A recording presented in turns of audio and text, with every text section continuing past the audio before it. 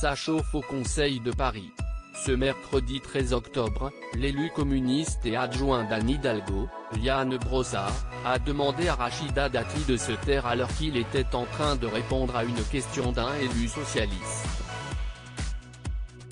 Madame Dati, si est moi qui parle.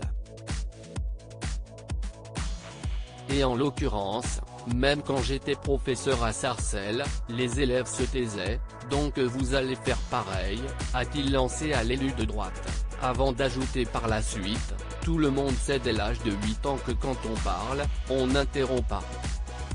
Je ne vous interromps pas, vous ne m'interrompez pas, quel que soit le lieu, l'endroit. Il n'a pas manqué d'enfoncer le clou une dernière fois. Vous n'êtes pas là pour raconter votre vie, je suis ici pour parler logement. A-t-il conclu.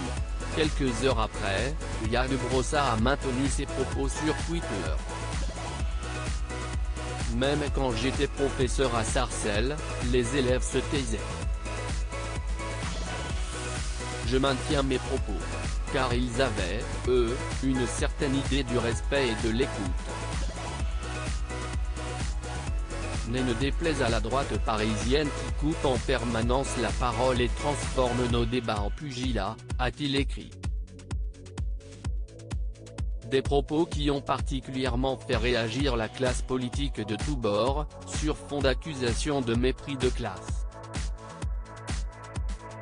Sur Twitter, la ministre chargée de la citoyenneté, Marlène Schiappa, a publié un message où elle a dénoncé le comportement de Liane Brossard. Quand on est une femme en politique et qu'on n'a pas grandi dans la soie, même quand on a été ministre, maire, figure importante de son parti, il y a toujours un type pour nous ramener à une condition d'élève de Sarcelles. Les attaques de Rachida Dati contre Anne Hidalgo. Mais cette séquence n'est pas le seul moment où Rachida Dati a fait parler d'elle. Lors de ce même conseil, la maire du 7e arrondissement s'en est prise à Anne Hidalgo, et s'est moquée du faible score de la candidate socialiste à l'élection présidentielle 2022, évaluée par les sondages. Ces attaques ont commencé par un reproche de Rachida Dati à l'égard de la maire de Paris qu'elle accuse d'engager un escamotage du débat sur la transition écologique en se servant de son mandat local pour servir sa candidature à la présidentielle, selon Le Figaro. Elle a ensuite ajouté, devant la faiblesse de votre candidature, le Conseil de Paris devient une tribune de votre campagne électorale désespérée et désespérante. Elle a conclu sa prise de parole par une dernière attaque, vous êtes à 4%, abonnés à 4% et vous n'irez pas plus loin.